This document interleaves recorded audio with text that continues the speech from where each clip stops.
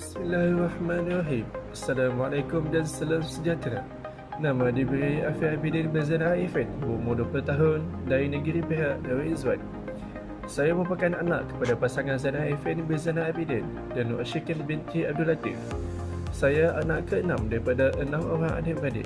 Saya mula mendapat pendidikan awal di Sekolah Rendah Kampung Jambu dan mendapat keputusan MIA melalui PSR. Dan seterusnya melanjutkan pelajaran di Sekolah Menengah Kebangsaan Dr. Burhanuddin selama 5 tahun. Di sana, saya memperolehi 8A 2B bagi ujian pentaksiran tingkatan 3, manakala dalam sijil pelajar Malaysia, saya memperolehi 8A 4B. Sesudah berakhirnya zaman sekolah menengah, saya meneruskan pelajaran di Kolej Matrikulasi Pulau Pinang dan berjaya meraih keputusan PNJK 4.0 dan mendapat band 5 di dalam Malaysia University English Test. Setelah tamat program matrikulasi, sasaran utama saya adalah untuk meneruskan pelajaran saya di Ijazah Sarjana Muda Pendidikan Sains dan Kepujian di Universiti Sains Malaya. Saya memilih program ini kerana saya sedar akan minat saya terhadap bidang ini. Pendidikan ini mampu melahirkan generasi muda yang berkaliber.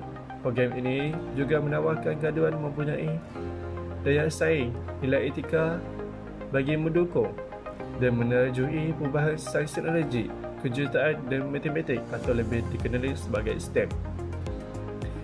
Program ini melibatkan beberapa kursus untuk dipelajari seperti kursus pendidikan, kursus biologi, fizik, kimia, matematik, PJK dan juga kursus universiti. Malah, kos pendidikan untuk program ini hanyalah RM10,000 bagi 4 tahun. Pihak universiti perlulah memberi kesempatan kepada saya kerana saya akan menjanjikan sebuah kejayaan cemerlang dalam pelbagai aspek. Saya akan menunjukkan sikap-sikap murni yang berintegriti, profesion, berkepimpinan tinggi serta semangat berpasukan yang kuat. Ciri-ciri positif ini telah saya terapkan sejak saya sekolah lagi setanding saya merupakan ketua pengawas di sekolah menengah.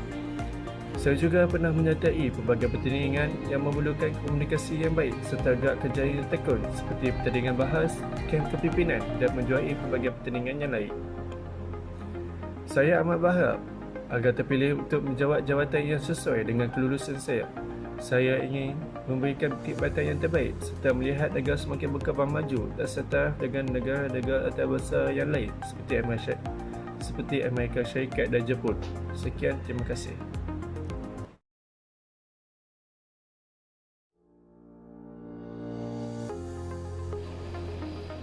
Institusi negara terbahagi kepada 3 komponen utama yang dikenali sebagai doktrin pengasingan kuasa. Kamus Dewan dan Pustaka menjelaskan doktrin sebagai prinsip atau kepercayaan yang dianggap benar dan satu-satunya yang dapat diterima. Pengasingan kuasa pula pada amnya berkisar pada fungsi berlainan yang dijalankan oleh badan atau institusi pemerintahan yang berlainan. Fungsi-fungsi ini dijalankan oleh badan-badan yang tertentu mengikut bidang kuasa masing-masing. Terdapat 3 komponen yang terlibat iaitu badan perundangan, badan pentadbiran dan badan kehakiman. Jadi, mengapakah kebanyakan negara atas peta muka bumi ini termasuklah Malaysia memilih untuk pemerintahan seperti ini? Apakah pula kebaikan yang boleh kita dapati menerusi pengasingan kuasa? Marilah kita meneropong jawapannya. Antara kepentingan termasuklah pengasingan kuasa dapat mengelakkan pertindihan bidang kuasa. Hal ini disebabkan seseorang hanya boleh menyumbang dalam satu badan sahaja dan tidak boleh memegang lebih daripada satu kuasa. Sejak zaman Aten lagi, mereka telah memulakan pengasingan kuasa dalam usaha mengelakkan pemusatan kuasa dengan mempunyai 2 pemerintah yang tertinggi. Di negara kita hari ini pula, kita mempunyai pengasingan kuasa yang lebih kompleks dengan mempunyai sebanyak 3 badan. Jadi sudah tentulah pemusatan kuasa tidak mungkin akan berlaku di negara kita. Dengan ini, kita sebagai rakyat Malaysia dapat mengelakkan diri daripada diperintah di bawah pemerintahan diktator yang membahayakan demokrasi negara kita.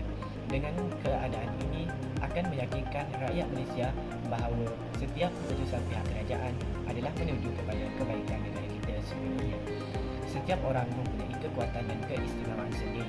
Dengan mengamalkan pengasingan kuasa dalam sistem pemerintahan di Malaysia, semua orang dapat menggunakan kelebihan diri dan mengelakkan kekurangan sendiri. Pengasingan kuasa dalam pemerintahan dapat memastikan sesuatu bidang menjadi lebih cemerlang dan maju kerana orang-orang yang berbakat dan berpotensi dalam bidang sama telah dikumpulkan, saling bertukar-tukar dan mengembangkan idea untuk memerintah negara dengan lebih sempurna. Seterusnya, sesuatu pentadbiran dapat dijalankan dengan lebih sistematik kerana adanya pengasingan kuasa. Setiap badan mempunyai tugas sendiri yang diberi tanggungjawab. Badan perundangan diberi tanggungjawab untuk mengeluarkan undang-undang baru untuk menyelesaikan sesuatu masalah, manakala badan eksekutif akan menjalankan undang-undang tersebut. Badan kehakiman pula akan mentafsir undang-undang yang telah ditetapkan.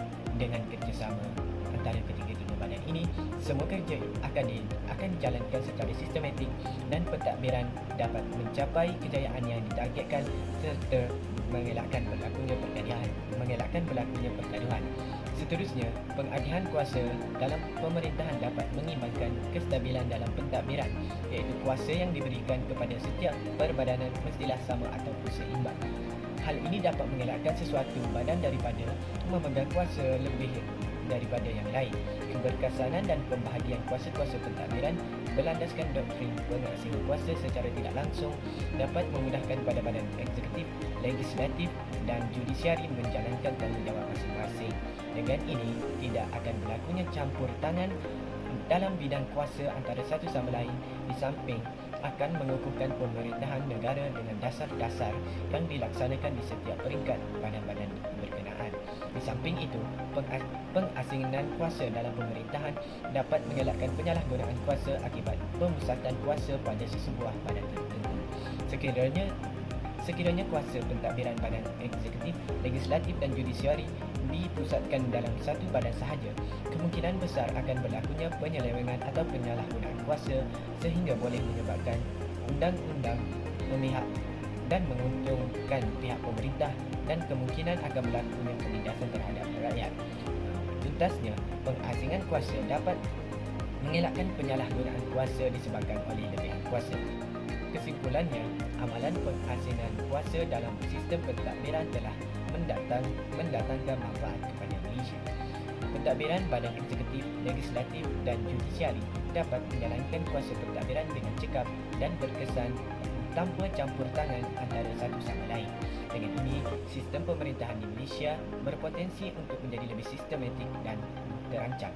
Jadi, percayalah bahawa amalan pengasingan kuasa dalam sistem pemerintahan di Malaysia dapat mendatangkan kemajuan dan perkembangan kepada seluruh masyarakat dan negara.